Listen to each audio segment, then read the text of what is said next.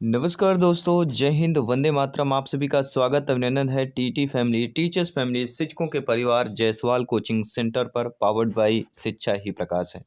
दोस्तों, बात करेंगे बाल विकास सीडीपी के प्रैक्टिस पेपर नंबर की बात करेंगे। 30 महत्वपूर्ण प्रश्न करेंगे। आपके सीडीपी पूरा निचोड़ रहने वाला है चाइल्ड डेवलपमेंट एंड पेडागोजी का। कंप्लीट प्रिपरेशन के साथ, कंप्लीट आपके कंक्लूजन के साथ, पूरे सिलेबस के अकॉर्डिंग आपके 30 प्रश्न यहाँ पे निर्धारित किए गए हैं। और इसके पहले 6 प्रैक्टिस पेपर ऑलरेडी कंप्लीट कर चुके हैं, जिसका आई बटन पे आपके ऑलरेडी यहाँ पे लिंक दे दिया गया है। तो लिंक पर जाइए। सभी क्लासेज, सभी paper, practice paper free of cost है, क्योंकि राष्ट्र हित में टीटी फैमिली है, शिक्षकों का परिवार है, आपका अपनावर टीचर्स फैमिली है।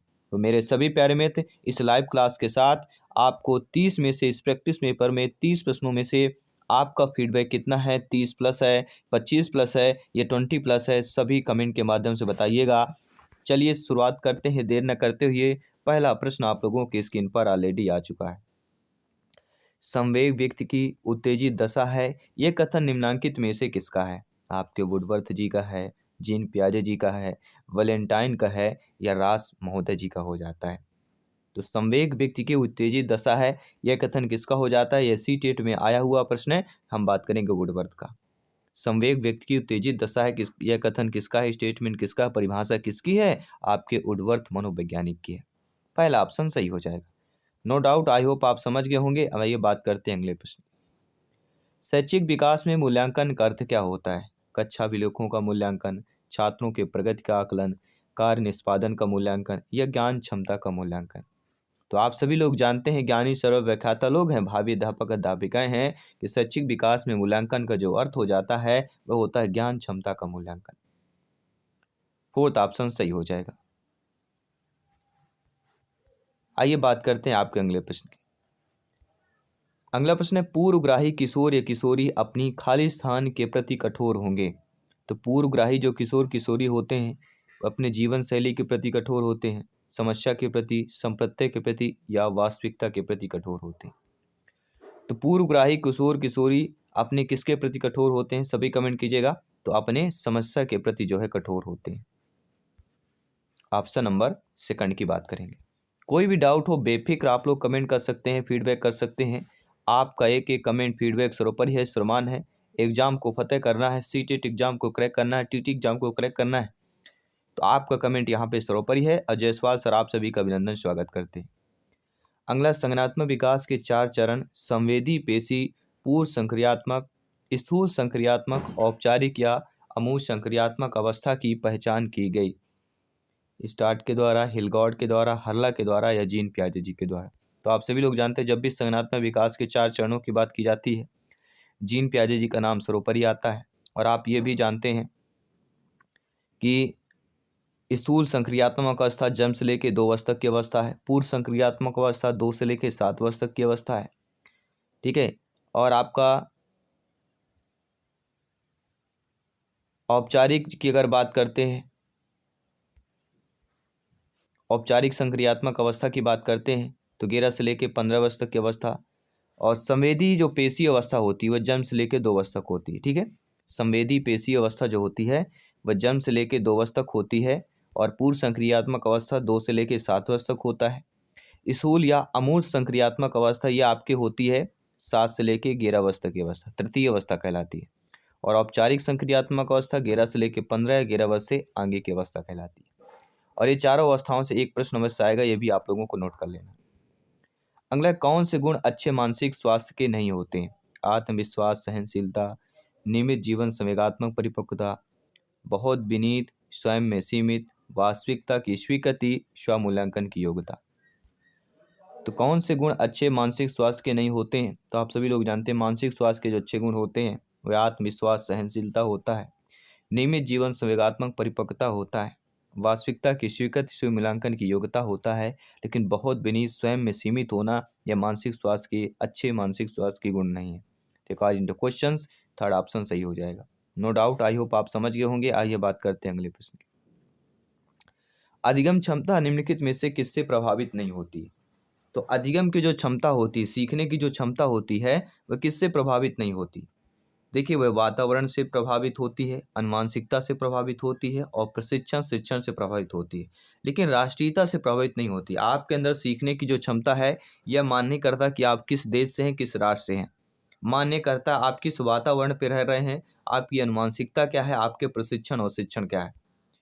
ठीक है, तो तीनों चीज़ें आपने जान लिया, प्रभावित करने वाले और प्रभावित नहीं करने वाले। ठीक है, आई होप समझ गए होंगे। आइए बात करते हैं आपके अगले प्रश्न की। किस अधिगम मनोवैज्ञानिक ने बाल अधिगम विकास में पुरस्कार को महत्व नहीं दिया? E P Pavlov, Thorndike, Skinner, Guthrie. सभी कमेंट कीजिएगा मेरे प्रत्येक भाई बहन, प्रत्येक शेरनी जिनका सपना है सी टेट एग्जाम को फतेह करना, टीटी एग्जाम को फतेह करना, सभी कमेंट कीजिएगा। तो जिस अधिगम मनोवैज्ञानिक ने बाल अधिगम विकास में पुरस्कार को महत्व दिया है वे ईपी पॉलाव, थांडाइक और स्किनर है। किसने नहीं दिया है? तो गुथरी ने आपके बाल अधिगम विकास में पुरस्कार को महत्व नहीं दिया है। पुरस्कार को महत्व नहीं देने वाले गुथरी हैं और यही प्रश्न हमारा पूछा जा रहा है। आइए बात करते हैं आपके अगले प्रश्न की। अगला प्रश्न, निम्नलिखित में से किससे शिशु के अधिगम को सहायता नहीं मिलती? तो ये आपको जानना जरूरी है, किससे एक शिशु के अधिगम को सहायता मिलती है। तो अभिप्रेरणा से शिशु के अधिगम को सहायता मिलती है, अनुकरण के द्वारा मिलती है, ठीक है, पुरस्कार के द्वारा मिलती है। बच्चा कहीं ना कहीं मोटिवेशन होता है, कहीं ना कहीं दूसरे जैसा बनना चाहता है, वह अभिप्रेरणा हो जाता है। अनुकरण होता है, कहीं ना कहीं दूसरे से बच्चा सीखता है कि ये चीज़ ऐसा कर सकता है तो मैं क्यों नहीं कर सकता है। पुरस्कार के द्वारा भी वह मोटिवेशन होता है, उसके अंदर की जो इच्छाएं होती हैं, अंदर का जो मोटिवेशन होता है वो हाई हो जाता है, कार्य करने की इच्छा शक्ति दृढ़ मजबूत हो जाती है। लेकिन स्कूल का बस्ता या से उसके अधिगम को सहायता नहीं मिलती, बस्ते से सहायता नहीं मिलती है। ठीक है, तो अकॉर्डिंग टू क्वेश्चन थर्ड वाला ऑप्शन सही हो जाएगा। ये भी आपके टीटी एग्जाम में पूछा गया प्रश्न है, संभावित प्रश्न है।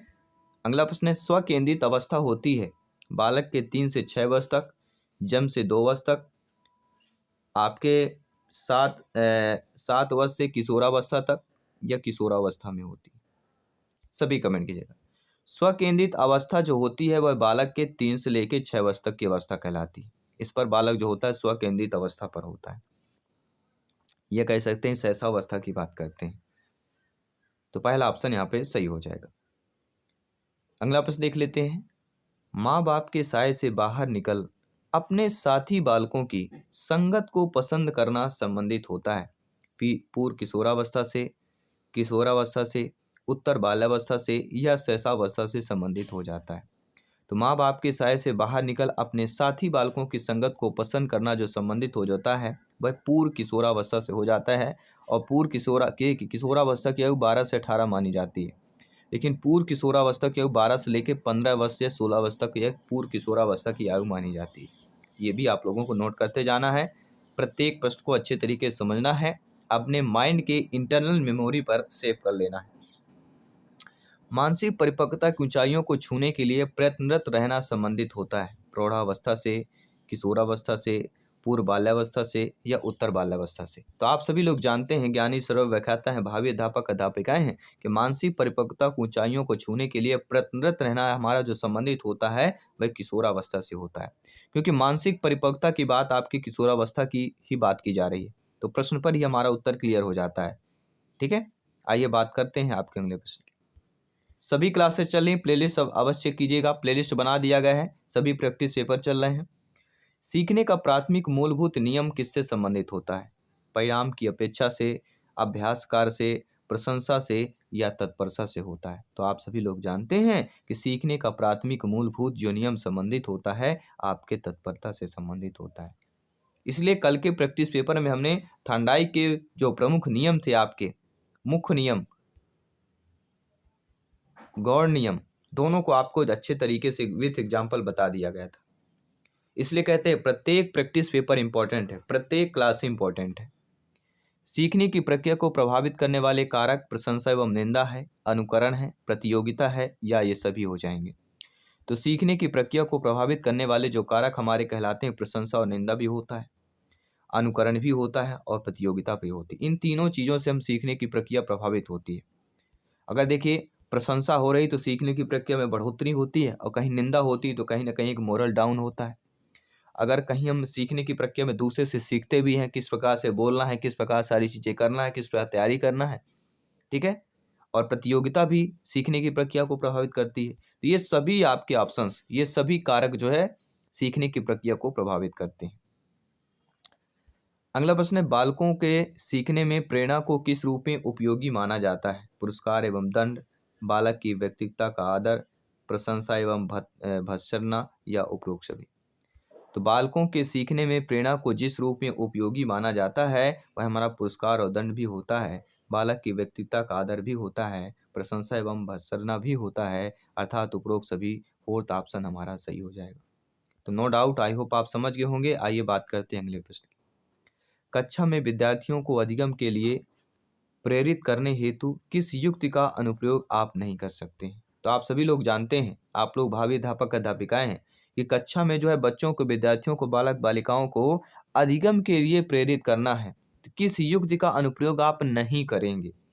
तो आप देखिए, उन्हें आत्मगौरव की अनुभूति कराएंगे, छात्रों में स्वस्थ प्रतिस्पर्धा स्थापित करेंगे, गतिविधि आधारित शिक्षण अधिगम विधियों का अनुप्रयोग करेंगे, लेकिन आप एक शिक्षक के रूप में उनकी अत्यधिक प्रशंसा बिल्कुल नहीं करेंगे, क्योंकि विद्यार्थियों में क्या करना है? अधिगम के लिए प्रेरित करना है। तो यह युक्ति आप लोग नहीं अपनाएंगे। यही पूछा जा रहा है कि आप क्या नहीं अपनाएंगे? तो उनकी अत्यधिक प्रशंसा करना, यह युक्ति का अनुप्रयोग आप नहीं करेंगे। तो according to question third option आपका सही हो जाएगा। अगला, बुद्धि एवं सृजनात्मकता में किस प्रकार का सह संबंधन पाया जाता है? ऋणात्मक, धनात्मक, शून्य या सभी? ये तो सभी जानते हैं, ये भी आपके सीटेट में आया हुआ प्रश्न है। तो बुद्धि एवं सृजनात्मकता में किस प्रकार का सह संबंध पाया जाता है? आपका एक धनात्मक सह संबंध पाया जाता है। सेकंड ऑप्शन सही हो जाए। अगला, कक्षा में अनुशासन बनाए रखने के लिए सर्वाधिक प्रभावशाली उपाय क्या होता है? क्योंकि आप लोग शिक्षक है, भावी अध्यापक अध्यापिकाएं हैं, और कक्षा में अनुशासन बनाने के लिए सर्वाधिक प्रभावशाली उपाय क्या होगा? शिक्षण को रोचक एवं व्यवहारिक बनाएंगे, अनुशासनहीन छात्रों को कक्षा से बाहर निकाल देंगे, छात्रों के अभिभावकों को सूचित करेंगे, या अनुशासनहीन छात्रों को विशेष सुविधाएं प्रदान करेंगे। तो कक्षा में अनुशासन बनाए रखने के लिए जो सर्वाधिक प्रभावशाली उपाय होता है वह हमारा होता है शिक्षण को रोचक एवं व्यवहारिक बनाना। तो अकॉर्डिंग टू क्वेश्चन पहला ऑप्शन यहाँ पे सही हो जाएगा। इसके साथ हम बात करते हैं आपके अगले प्रश्न की। सहसावस्था में बच्चों के क्रियाकलाप खाली स्थान होते हैं, संरक्षित होते हैं, मूल प्रत्यात्मक होते हैं, संज्ञानात्मक होते हैं या संवेगात्मक होते हैं? तो आप सभी लोग जानते हैं, आप लोग ज्ञानी सर्व व्याख्याता लोग हैं। जायसवाल सर आप सभी का अभिनंदन करते हैं। सीटेट एग्जाम को फतह करना है। आपका कमेंट यहाँ पे सर्वोपरि है, फीडबैक सर्वोपरि है, सम्मान है। तो सहसावस्था में बच्चों की जो क्रियाकलाप खाली स्थान होते हैं वह हमारी कहलाती है मूल प्रत्यात्मक। जी हाँ साथियों, सहसावस्था मतलब सभी लोग समझ गए होंगे। सहसावस्था, बाल्यावस्था, किशोरावस्था, जन्म से लेके 5 वर्ष या 6 वर्ष तक की अवस्था हमारी सहसावस्था कहलाती है। और इस अवस्था में बच्चों के क्रियाकलाप जो होते हैं वह मूल प्रत्यात्मक होते हैं। सेकंड ऑप्शन आप लोगों का सही हो जाएगा। अगला है, जिन विद्यालयों में समेकित शिक्षा दी जाती है उसके शिक्षकों को किस क्षेत्र में विशेष प्रशिक्षित करना चाहिए? बहुत इंपॉर्टेंट प्रश्न है। देखिए, जिन विद्यालयों में किस प्रकार की शिक्षा दी जाती है? समेकित शिक्षा दी जाती है। तो जिस विद्यालय में, जिस स्कूल में समेकित शिक्षा दी जाती है उसके शिक्षकों को किस क्षेत्र में विशेष प्रशिक्षित करना चाहिए? व्याख्यान विधि द्वारा शिक्षण, विशेष आवश्यकता वाले बच्चों की पहचान और शिक्षण, क्रियात्मक के साथ शिक्षण, या इनमें से कोई नहीं? तो आप सभी लोग जानते हैं, जिन विद्यालयों में समेकित शिक्षा दी जाती है उन विद्यालयों के शिक्षकों को जिस क्षेत्र में प्रशिक्षित करना चाहिए वह क्षेत्र विशेष आवश्यकता वाले बच्चों की पहचान और उनका शिक्षण करना। तो अकॉर्डिंग टू क्वेश्चन हमारा सेकंड ऑप्शन यहाँ पे सही हो जाएगा। तो नो डाउट, आई होप आप समझ गए होंगे। आइए बात करते हैं आपके अगले प्रश्न की। निम्नलिखित में से किस समूह के बच्चों को समायोजन की समस्या होती है? ग्रामीण बच्चों को, औसत बुद्धि के बच्चों को, अध्ययनशील बच्चों को, या कुशाग्र बुद्धि वाले बच्चों को समायोजन की समस्या होती है? तो जिस समूह के बच्चों में समायोजन मतलब कहीं ना कहीं वह बच्चा, ठीक है, संभल रहा है, कहीं ना कहीं बच्चा उस पर समायोजित कर रहा है, सीख रहा है, ठीक है, उस पर कह सकते हैं, एक हमारे कहावत की जाती है, उस पर क्या कर रहा है? ढल रहा है। तो समूह के बच्चों के संयोजन की जो समस्या हो जाती है वह कुशाग्र बुद्धि वाले बच्चों को होती है। फोर्थ ऑप्शन सही हो जाएगा। अगला प्रश्न है, किसी शिक्षक को यदि यह लगता है कि उसका एक विद्यार्थी जो पहले विषय वस्तु को भली प्रकार सीख रहा था उसमें स्थिरता आ गई है, तो शिक्षक को इसे विषय को स्पष्टता से पढ़ाना चाहिए, सीखने की प्रक्रिया स्वाभाविक स्थिति मानना चाहिए, या विद्यार्थियों को प्रेरित करना चाहिए, या उपचारात्मक शिक्षण अपनाना चाहिए? तो जब किसी शिक्षक को यदि लगे आप भावी अध्यापक अध्यापिकाएं हैं, आपकी नियुक्त होगी, आप लोग अध्यापक अध्यापिका बनेंगे, कक्षा में प्रवेश करेंगे, आपको लगे कि आपका एक विद्यार्थी जो पहले विषय वस्तु को भली प्रकार सीख रहा था उसमें स्थिरता आ गई है, वह बच्चा रुक गया है, तो शिक्षक को आप क्या करना चाहिए, आपको क्या करना चाहिए, आपको सीखने की प्रक्रिया की स्वाभाविक स्थिति मानना चाहिए। जी हाँ, सेकंड ऑप्शन सही हो जाएगा। नो डाउट बात करेंगे अगले प्रश्न की। अपनी कक्षा के एक विद्यार्थी की प्रवृत्ति को यदि शिक्षक बदलना चाहता है तो उसे क्या करना होगा? कक्षा के अन्य विद्यार्थियों को उससे ना जानने योग्य दूरी बनाए रखने के लिए कहना होगा, विद्यार्थी के साथ कड़ाई से पेश आना होगा, उसके समूह के सभी सदस्यों की प्रवृत्ति बदलनी होगी या विद्यार्थियों को पढ़ने के प्रति प्रेरित करना होगा। तो अपनी कक्षा के एक विद्यार्थी की प्रवृत्ति को यदि शिक्षक बदलना चाहता है, यदि आप अपनी कक्षा के एक विद्यार्थी है उसकी प्रवृत्ति आप अगर बदलना चाहते हैं तो आप शिक्षक के रूप में आपको क्या करना होगा, उसके समूह के सभी सदस्यों की प्रवृत्ति बदलनी होगी। जब समूह के सदस्य की प्रवृत्ति बदल जाएगी तो अपने आप बच्चे की भी प्रवृत्ति अवश्य चेंज हो जाएगी, बदल जाएगी। अगला, विकास का वही संबंध परिपक्वता से होता है जो उद्दीपन का प्रतिक्रिया से होता है, परिवर्तन से होता है, प्रयास से होता है या परिणाम से होता है। तो विकास का वही संबंध परिपक्वता से होता है जो उद्दीपन का प्रतिक्रिया से होता है। तो यहाँ पे हमारा पहला ऑप्शन सही हो जाएगा। अगला प्रश्न है, पियाजे जी मुक्त खाली स्थान किसके क्षेत्र में योगदान के लिए जाने जाते हैं? ज्ञानात्मक विकास, भाषा विकास, नैतिक विकास या सामाजिक विकास? तो पियाजे जी मुक्त जिस क्षेत्र के योगदान के लिए जाने जाते हैं वह क्षेत्र हमारा कहलाता है ज्ञानात्मक विकास। पहला ऑप्शन यहाँ पे सही हो जाएगा। नो डाउट, आई होप समझ गए होंगे। आइए बात करते हैं आपके अगले प्रश्न की। जब कभी दो या दो से अधिक व्यक्ति एक साथ मिलते हैं और एक दूसरे को प्रभावित करते हैं तो एक सामाजिक समूह का निर्माण करते हैं। यह कथन सत्य है, आंशिक रूप से सत्य है, कदाचित सत्य है या असत्य हो जाएगा।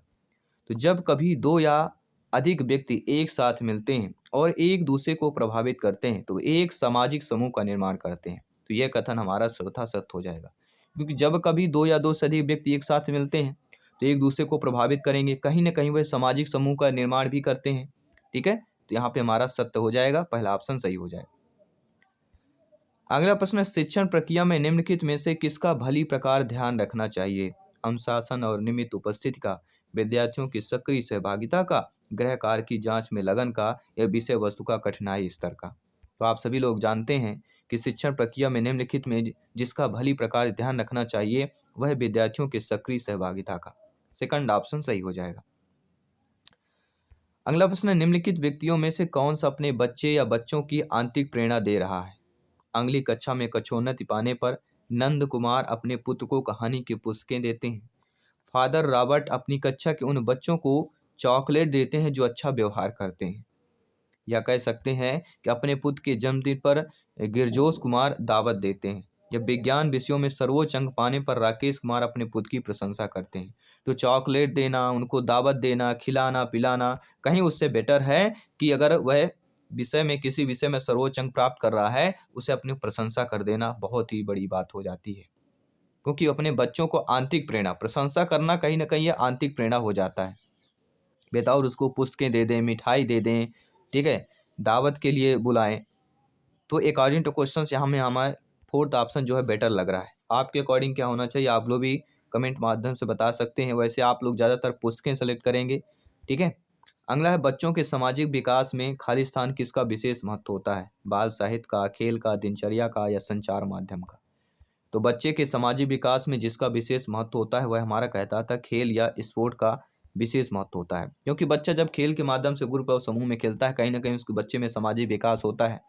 वार्तालाप करते हैं, एक दूसरे से बातचीत करते हैं, एक दूसरे से सहयोग की भावना उत्पन्न होती है। अगला है, भाटिया बैटरी का प्रयोग इनमें से किसके परीक्षण हेतु किया जाता है? सभी जानते हैं, बुद्धि, व्यक्तित्व, सृजनात्मक अभिवृत्ति। और यह प्रश्न कई बार पूछा गया है, रिपीटेड प्रश्न है। इस प्रश्न को हम वीवीआईपी कैटेगरी पर रखेंगे। वेरी वेरी इंपॉर्टेंट प्रश्न हो जाता है सिलेक्शन के, जैसे सीडीपी में 30 में से 25 प्लस के स्कोर की दर से देखा जाए तो भाटिया बैटरी प्रयोग इनमें से किसके परीक्षण हेतु किया जाता है? आपके बुद्धि परीक्षण हेतु किया जाता है। अगला प्रश्न है, इस प्रैक्टिस पेपर का 30वां प्रश्न आप लोगों के स्क्रीन पर है। कोहलबर्ग का विकास सिद्धांत इनमें से किससे संबंधित है? संज्ञानात्मक विकास, भाषा विकास, नैतिक विकास या सामाजिक विकास से संबंधित हो जाता है। तो कोहल वर्ग का सिद्धांत इनमें से किससे संबंधित हो जाता है? यह आपको कमेंट करके बताना, फीडबैक करके बताना है, क्योंकि आप सभी लोग जानते हैं ज्ञानी सरल व्याख्याता लोग हैं और सीटेट एग्जाम को फतेह करना है तो आपका एक एक कमेंट फीडबैक सर्वोपरि है सन्मान है। मैं आपके साथ जायसवाल सर मिलता हूँ आपकी अगली 4 PM की लाइव के साथ। इसके बाद आपका 7 PM पे लाइव क्लास होगी। धन्यवाद सभी का। जय हिंद, वंदे मातरम।